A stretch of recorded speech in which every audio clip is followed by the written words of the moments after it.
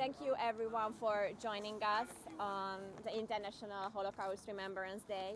We have a special guest, Sami Steigman, who is a survivor himself. Most of you know him, and we have the honor to have him here.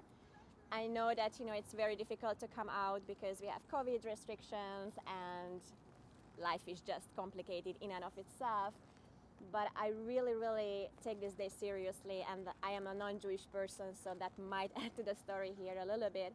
I take this day very seriously because I believe that only if we continue a dialogue and education between our people, Jews and non-Jews, only then we can ensure that we don't repeat what happened in the past.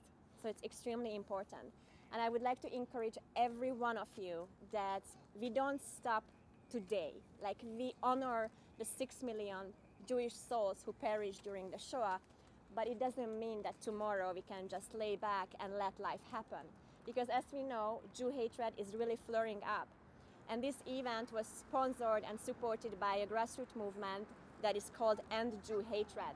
It talks for itself. It has one aim: to really stop the discrimination, the prejudice, the stereotypes, the hate against Jews as the oldest minority group in the world.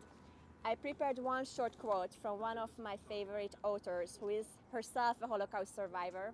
She's originally from Hungary, where I am from. She was a ballet dancer when she was taken to the camp, and I was a ballet dancer myself, so her story is really just very touching. Her name is Edith Eva Eger. She lives in California. So just a little passage, and then I give the word to Sami. In my first weeks at Auschwitz, I learned the rules of survival. If you can steal a piece of bread from the guards, you are a hero. But if you steal from an inmate, you are disgraced. You die. Competition and domination get you nowhere.